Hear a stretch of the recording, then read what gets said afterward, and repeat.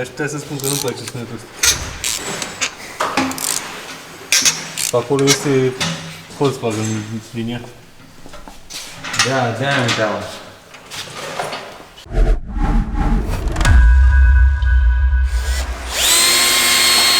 Haideți. Neata. Ne-am mai văzut de Ieri. Seara. Da. Ia zi-mi, ce de făcut la Golful ăsta? Golful ăsta? Da. O revizie completă. Da? Revizie de Golf, nu? Da. Cu ulei motor, ulei cutie de viteză automată, Oi, ulei, automat? da, ulei diferențial spate, că e 4x4, ulei diferențial, 4x4, aleu. ulei diferențial față și ulei cutie de transfer. E ceva mai hau. Și Golf, stai mă, că ăsta e Golf de la Plus. Da. S-a mâncat bine.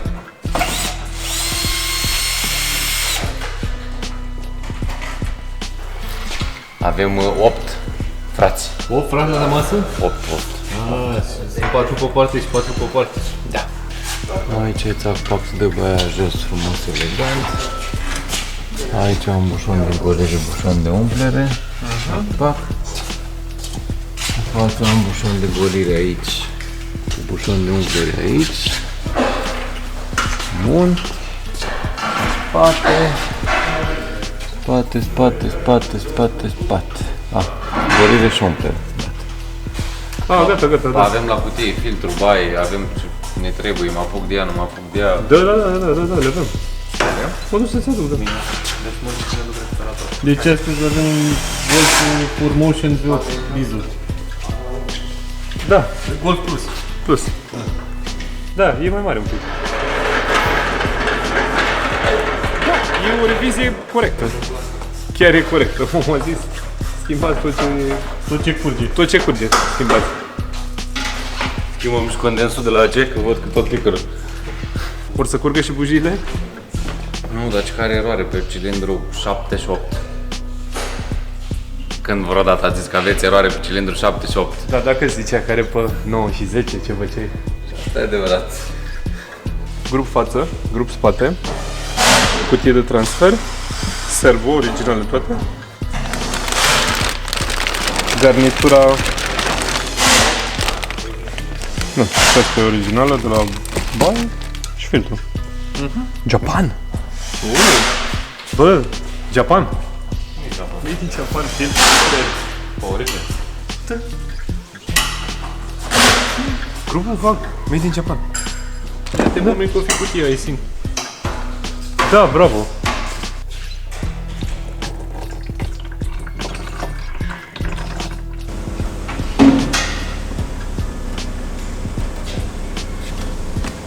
După ce dă Dragoș baia jos, o să vedeți la ce se cheme.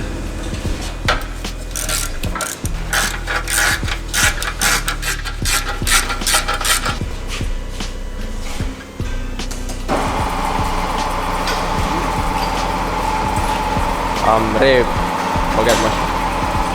De ce? Se punem scutul să verificăm dacă e tot în regulă și mai deschimba filtrul de polen și mașina gata. Da?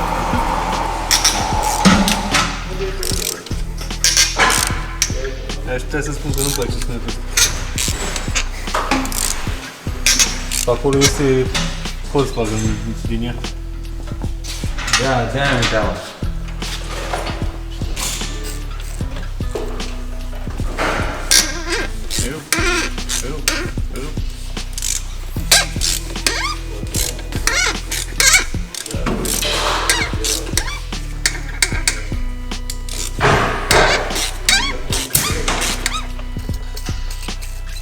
Mai dai cu aghias, mă, că poate ești dragi din el. Ăla e. Hai că l-ai spus. 80% l-ai spus.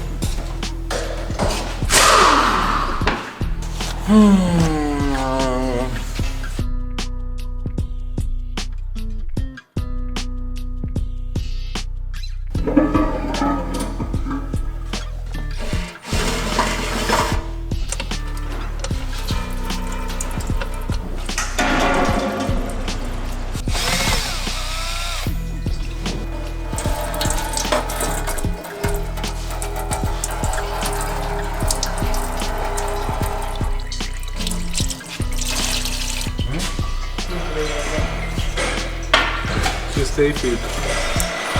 Mă rog, mai e chestia asta de ciotul ăsta. Dar vezi că e în afară măcar. Și ce fac? Păi de ce să-l apuci? Dar dacă n-a ieșit, dacă nu s-a desfăcut el la cheie, cu ce vrei să-l apuc? Doar să-l apuc să-l rup de mai sus odată. De la ce ăsta? De la baie. De la baie? Cum la baie? Avem aici savanții. Dar n-avem lumină. Păi da. Ia, vedeți, sunt vârte sau nu sunt vârte? Nu, sunt vârte. Hai, că s-a dus filetul. Da? Da, Ai ai dai rezolvat Aline, bravo. Mulțumesc, mulțumesc. Ăla e.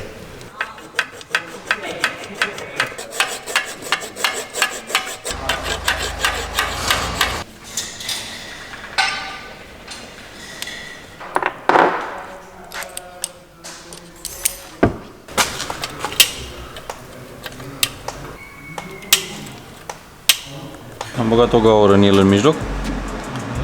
După aia am mai băgat unul mai mare. Și s-a subțiat în așa fel încât acum l-am scos cu tarot de pe deasupra. Gen l-am înfiletat înapoi în sus. Și uite, dacă te uiți aici pe filet, în capăt de tot, sus de tot aici, e filetul cu, da, corodat și filetul cu care a plecat de s-a blocat și n-am putut să-l scot. A plecat cu filet din corpul. Cu ultimul filet de sus, da. Până la capăt.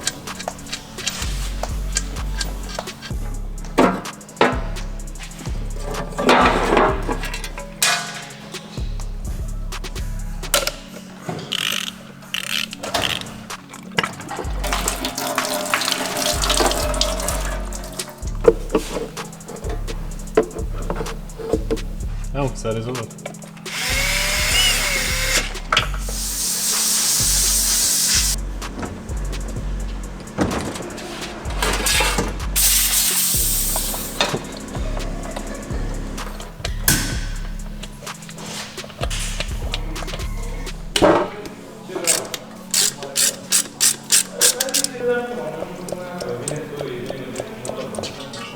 Da. Mă stropește. Șmecherie.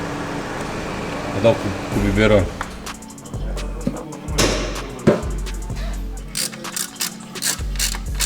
Prezentăm un bușon. Bușonul 1 de umplere și bușonul 2 de golire. E cutia de transfer, bine reductor și între 0,6 în el. Ăla e.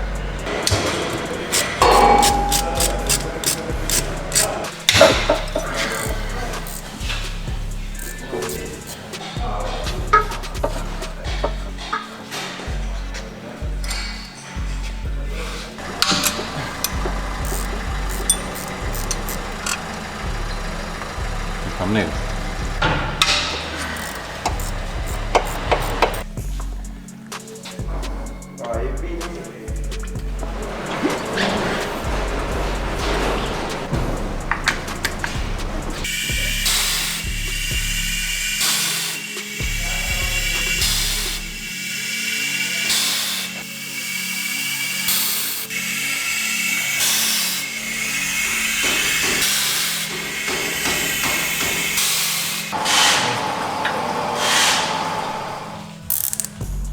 Ca să faci o idee,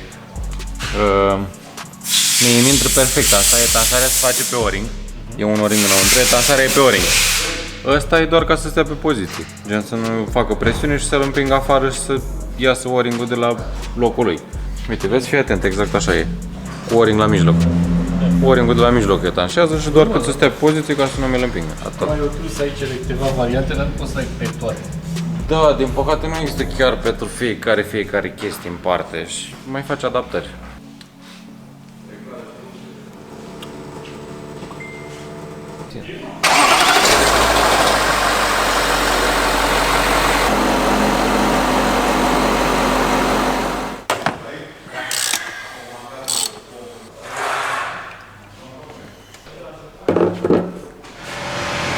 Curgă 40 de litri de ulei.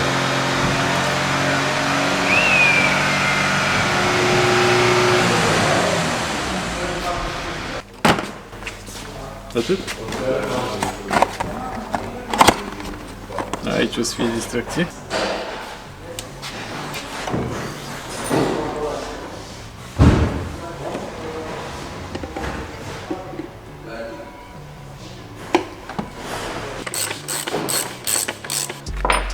Mi-a adus filtre de ulei.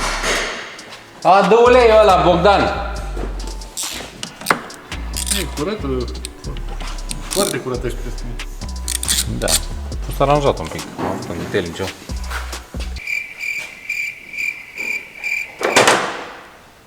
Aduc pâinii direct dacă tot l-ai luat în brațe sau torni direct? Da. Bun. Pare cam... că ești cam puternic. Hai să mai fac o dată.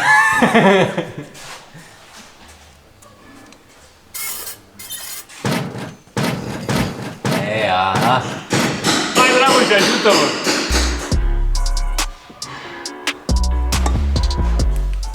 Cât intră? Tot. Acum, răspunsul. Corect, chiar e tot. Nu mai... Bine, aproape. Da, aproape.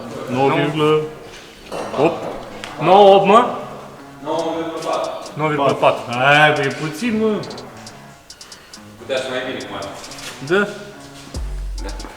Putea să fie 10. Sau 10,4. Neapărat. Zi, mă, Dragoș. Vă zic. 1000 de euro, ce faci cu ei? Obligatoriu să-i bagi în mașină. Cel mai probabil, cred că mi-aș lua turbină. Deci turbină. Zi, Dani. 1000 de euro să-i bagi în mașină. Ce zici? Hai mă, că n-am atâta timp, lasă. Pe ăsta. Zi, mă. Mai pun... Nu mai. Nu mai pun. Fără să mai pun, doar 1000? Doar 1000 și un leu. Până că seara să-i cheltui. Doar pachetul de ea. Pachetul de acolo e.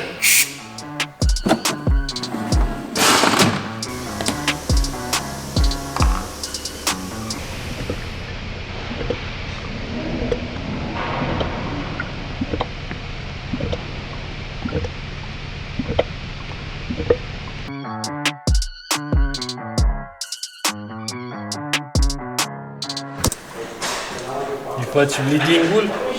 Da.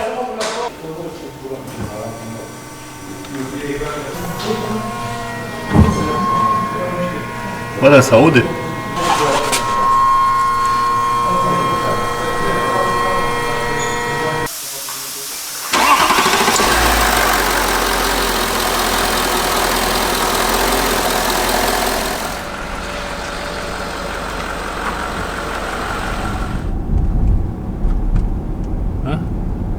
Cum te simți? Așa pe străuțele astea mici. Prea mare. Da, nu știu dacă aș putea să mă obișnuiesc vreodată în București, ținând cont de trafic, străduțe, parcări și alte nebunii. Nu cred că m-aș obișnui cu o mașină așa mare. Adică mi s-ar părea incomod, nu știu. Nu-i stilul meu. Câtă virează, ești nebun. Se pare că virează mult. Aici sunt linii de tramvai, ia să vedem. Da. Un pic. De menționat că asta n-are perne, are arcuri amortizoare normale. Și se simte. Da. E un pic Mai scârție una alta, că e Volkswagen. Da. Trecem peste. Mai da, gândește că ăsta scârție cel mai mult. Nu, aici în dreapta la mine scârție. Ia uzi. Aici. Ai scârție. Scârție. Ai în audio acolo scârție. Da, bă, ai scârție. Ia uzi. Asta scârție. Nimic. Da. Ce vrei, mă, lemnul după vârstă să mai scârție. Pe ce liniște în ea.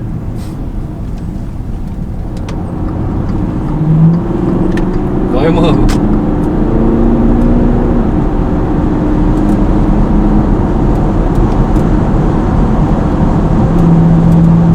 Oh!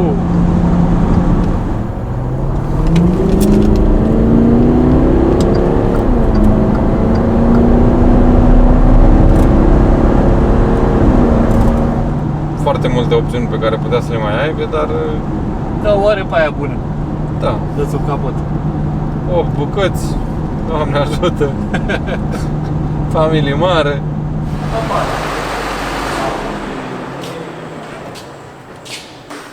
O turbo e bază. Da. Ia să vedem noi ce se întâmplă. Ce se întâmplă? Ai, mamă, ce mi-e frică la astea, mă? Cel mai tare? De... Nu zic cât de cablă ești. de... Serios? Nu pare... A, niciuna n-a apărut. Am schimbat câteva. Mai 4. Ok. 4. Frumos.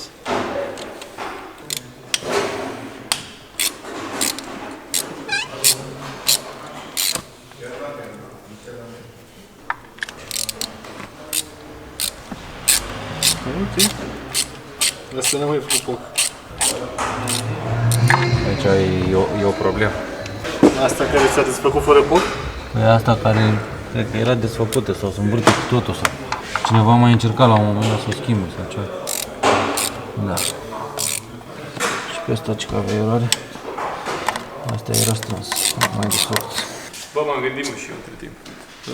Dar zic la acordul 2.4, mi se pare mai corect, că sunt mai multe chestii Dacă de ai făcut. avea 1000 de euro, ce ți-ai face la mașină cu 1000 de euro? Bă, sunt două chestii pe care mi-am dat seama că sunt foarte împuțite după ce conduc 2.2 și când trec pe aia. Frânele stop mi se par nașpa, cum am obișnuit cu astea, adică furtunuri și plăcuțe EBC și furtunuri de frâne metalice, și suspensia e barbară. Deci cum am intrat în niște curbe și nu vorbesc de cine știe ce curbe sau așa și fac așa, se lasă toată mașina. Deci tu zici 2.4. Da. Ok. Eu zic de 2.4. Deci zic suspensie, adică amortizoare Koni cu arcuri Airbag, se învârt la vreo 3000 de lei, cred că, și discuri cu... Nu te încadrezi. Nu mă încadrez, dar fii atent, discuri cu plăcuțe față, contează cel mai mult fața, și furtunuri de frână și lichid. Mă încadrez 100% aici. Și spatele, dacă mai vine încă o bonusare, încă o vine. Hai, asta aleg eu. Frâne suspensie. Zi problema. Se învârte o bujie în gol. Avea o eroare. Fără să trag de ea. Cod de eroare, bujie învârtită în gol. Cod de eroare. Fixă la de are eroare pe el, că i-am pus diagnoza de am amorsat-o și așa și are eroare pe bujia 7, nu pe bujia 8, are doar 7. Fixă la care îi învârti în gol. Cineva a mai încercat, a văzut că s-a învârtit cu totul și că s-a rupt ceva în ea și a zis, o, Da, și o informație asta aici. o las și eu tot aici. Că nu știu dacă o să-i dea cineva chelasa jos sau să-i facă ceva sau poate îți duce la cineva care extrage bujii, poate. Nu știu dacă se poate extrage în poziția aia, nu se poate. N-am nici cea mai mică idee. Întrebarea mea e, îi schimbi restul? Are rost? Sau mi-au cuplu de strângere și stâng la loc? Nu-l sun mai bine să-l întreb dacă vrea? Aia zic. Păi s-a mai zis? Eu știu ce să zic, jur. Interpol. Nu, mă, eu zic că nimeni ce zice. Cine? Nu l-ai întrebat? Alta. Hai mă, taci. Ce-ar vrea ăsta la mașina lui? 100%. Noi ghicim ce zice. Hai că știi sigur. Nu știu, să mor dacă știu jante, că vrea. Garantez că te duceam așa. Vopsit. Nu. Suspensie Koni. Amortizoare Koni. Arcuri Airbag. Jante și anvelope. Dacă nu zici asta, vă dau câte înălțată. Nu, dar nu merge, nu fără vrăjeală. Cu ius corect mă duc și îl sun pe omul. Și eu mă duc și-l întreb. Și tu te duci și îl verifici pe ăsta, că n-am încredere în asta. Da, da. Faceți, domnilor? Încercăm să rezolvăm problemele. Foarte bine. Casa Mercedes. Am venit cu băiatul ăsta cu aparatul. Îl iau cu Uisam prima dată la întrebări. Cadrul de televiziune, ia zi, Uisam. Uisam, fii atent. Avem o întrebare. Întrebarea zilei. Așa o numim de acum întrebarea zilei. Dacă ai avea acum 1000 de euro să-i bagi în mașină, ce îi face? Suspensii. Ce suspensie? Păi, Adică la ce te referi? La amortizoare. Amortizoare plus arcuri, planșe, Așa? Ce amortizori? Koni. Cu arcuri Airbag. Așa? Te încadrezi în câți acolo? 2000? 2000 și un pic? Da, cam așa. Bun, hai, că mai e, până la 5.000 mai e. Așa. Jante, al doilea, clar. Jante. Ai ce era, 1500 de lei. Păi așa, depinde de ce vrei. Și un detailing interior. Că e cam trebuie. Și cam atât, 1000 de euro. Având în vedere suspensiile că sunt mai mult. Atât. Ui. Nu sunt pretențios. Da. Acum ca să o dăm pe față prima dată, Bogdan ne-a trimis să punem întrebarea asta și a zis că, bă, fii atent, dacă Wissam nu zice că vrea amortizoare Koni, arcuri Aibach, jante și anvelope, vă dau înghețat. Mulțumim, Wissam. Dar n-a zis de anvelope. N-a zis de anvelope, da. La asta am scăpat, dar a zis jante. E acolo, e Da. Și acum urmezi tu, dacă ai avea 1000 de euro. Înghețată. Dacă ai avea 1000 de euro, să-i bagi în mașină. Acum, gen, fix acum te duci și comanzi ce trebuie de 1000 de euro. Ce ți-ai luat? injectoare, Așa? pompă de injecție, Eu cât intru în 1000 de Păi te turbină. încadrezi? Ha? Te încadrezi în 1000 de euro? Cu toate astea? Păi Păi, ai 1000 de euro. Păi nu N-ai știu 10.000. dar nu, e mai ieftin. E mai ieftin injectoarele, sunt mai ieftine. Dar sunt niște boșuri, Bă, da, dar măcar 12 milioane cu piese la schimb, cred că tot sunt. bă, cred că e un pic mai ieftin, vreo 1 Da? milion jumate, s-ar putea, da. S-ar putea. Așa, și pompa de injecție? Nu m-am uitat niciodată, dacă sunt sincer. Da, nu știu dacă te încadrezi și cu turbină și cu alea, dar... Hai să Deci, zicem, bă, respectiv, tăiem poate pompa de înalte. Ar fi vorba de injectoare, Și turbină, dar turbină nu turbina stock, nu. Turbină, A, ceva upgrade. un upgrade, da, ca să meargă mașina cum trebuie. Și dacă ar mai fi rămas bani, un sistem de Android ceva în interior mai fain. Atât. Are nimic altceva. A băgat un pic de tuning măcar. Măcar. Da, ți-a aruncat la motor, da. Ai băgat un pic de tuning. Credeam că mergi bătrâncești așa pe necesar. Tu ai fost întrebat, mă? Ai N-a primit fost. întrebarea zilei? Primim întrebarea zilei. Dacă ai avea... Ce ești, bă, Ianțu? Băi, liniște un pic. Are prea mult părul. Populația, liniște. Făcură de apărare, te rog frumos. Tu asculti întrebarea cât vei ia. Dacă ai avea în momentul ăsta 1000 de euro și să te duci la calculator să-ți comanzi ceva pentru mașină de 1000 de euro, ce ți-ai luat? Bă, nu trebuie să mă gândesc mult, că nu mi-aș lua nimic din calculator. Aș Nu, zice mașina, oriunde. aș zice mașina la colant. Ok. Deci, Vreau să fac da, o- te duci să-ți faci programare, tot aia e. Așa. Vreau să o colantez camuflaj. Și cred că la un moment dat m-ați auzit cu toții că vreau să fac roșu, cu alb, cu negru. Nu? Cam pe acolo bate bănuiesc, Cred că te nu? încadrezi. Cum și cum să? Asta vreau, e de suflet acolo, să fie frumos. Camuflaj. Altceva, Nu știu dacă ai cineva ceva de exterior. Până acum. camuflaj. Bă, da, la pește nu e bun, că e roșu cu alb și cu negru, mă văd de ea de Tu vede peștele și fuge. îți dai seama, nu mai e nimeni, o să fiu singur pe balcon. Dar nu asta vreau să fac. Mai luăm? Mai avem? Hai că dacă tot n-am pus. Gata? Mai trei. Hai, lasă șaibele astea. Tu acum înveți să faci cu 2 plus 2 plus 2 face 1, 2, 3, 4, 6. Dimensiunile găurilor de la... Da, ia zi. Stai că a venit Bogdan și trebuie să zicem că a fost aproape de adevăr, Wissam. Aproape. Zi. N-a zis de anvelop, în rest le-a zis toate. Fix în ordine. Păi înseamnă că nu știi cât înseamnă 1000 de euro, pentru că alea sunt... Păi, boss, omul poate vrea jante fără anvelope. El a zis că vrea amortizoare, Koni, arcuri Aibach, jante și detailing interior. Păi și curent și... Am vorbit cu omul și... cum îi zice... Le schimbă pe alea. Nu prea i-a plăcut să audă că... I-am zis că eroarea de acolo era, 100%. Da, este clar, păi dacă s-a rupt în...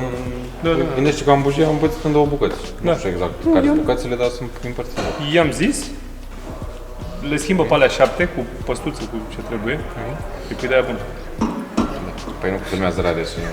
Nu putem să punem din cealaltă. Da. Da. Ok. Și ne-am... Na, gata. Are trebuie cu astea acum și mai ne auzim noi. În momentul ăsta, dacă ai avea 1000 de euro, ți-i bagi în mașină. Ok. Ce ai face cu ei? Ce ți-ai face la mașină de 1000 de euro? Suspensie de 2. Cât e aia? 36, 4000 de lei. Cam pe acolo, nu? Da, Deci, mai rămâne un pic. 1000. Nu, mai am verificat rămâne. eu, e 1000. 1000 în cap? Da? Asta trebuie face. Da. Motorul și așa în pungă, măcar să stea bine. Bă, motorul e tank. Da, E ăla fără probleme. asta e mașina aia perfectă. M47, nu N. M. E ăla fără minusuri. Așa trebuie să audă când Da? se desface corect.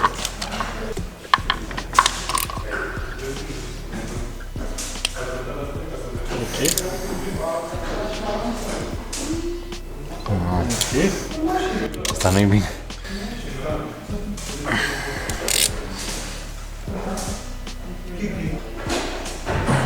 Eu zic să o lași. Rămâne acolo că dacă îți scapă, măcar să poate pleca mașina. Gen. Omul nu stă mult în țară și de asta nu te apuci tu să desfaci, ca să nu înțeleagă lumea că nu vrem. Da, mașina e din Germania. Să ajung înapoi. Da. Și asta e periculos aici. 3 din 8. Nu vor. Una se învârte aia de ți-am povestit, Da. celelalte mai sunt două care nu se mișcă deloc și nu vreau să-l forțez mai mult decât am încercat. Ah, păi eu am crezut atunci când mi-ai zis. Aia, păi desfăcusem doar o parte. Păi desfăcusem bucata asta, Bogdan. Și când am văzut că fix ăla, care e numărul 8, a zis nu, numărul 7 a zis nu. Am înțeles. Păi și acum le-ai încercat pe toate? Da. Și se desfac toate în afară de ăla și încă 2 de aici. Și sfatul meu e să nu fac doar 5. E aiurea, nu? Deci să gândești că poți să ajungi să dai motorul jos ca să dai chiulasele și... În orice caz nu e de făcut acum că omul vrea să și plece Da. săptămâna asta. Voi ați zis asta pe clip, ca să înțeleagă și ei, da, 2 zile are la dispoziție. Merge foarte bine mașina și în 7 bujii ca să sunteți doar pentru pornire și până la iarnă Da, el nu are istoric, am vorbit cu el, o oară de o lună. Ok. îi descoperi acum istoric. În încheiere, vreau să vă anunț că doar ăsta e mirositor. Rareș m-a întrebat în afara camerelor dacă este și tricou mirositor. Câte grade sunt afară acum? 30 ceva. Vreo 35, nu? Acum nu, că abia l-am pus, dar probabil în sfârșit ați înțeles ideea. Faza tare că ăsta pe bune a fost lansat. Îl găsiți acum pe shop-ul nostru, jos în descriere. Am lăsat și link-ul și zi-mă, tot cum e? Mia. Tot cum e? Tu, dacă ai avea 1000 de euro, ipotetic vorbind, ce ți-ai face la mașină? Am vrea să citim ce ați zis și voi jos în comentarii. Costi, pune și tu mâna pe ăla. Bă, Costi, pui tu mâna. Am uitat ce voiam să zic. Că cel mai bun comentariu primește 1000 de euro. Îi plătește Dragoș, dar pe lângă asta s-au mai lansat niște șepci noi pe shop. Lăsăm link-ul și de la șepci și sunt cu mai multe culori. Ce moment emoționant! Vreau și eu tricou de ăla. Pantalonul de unde e ăla? Continuați!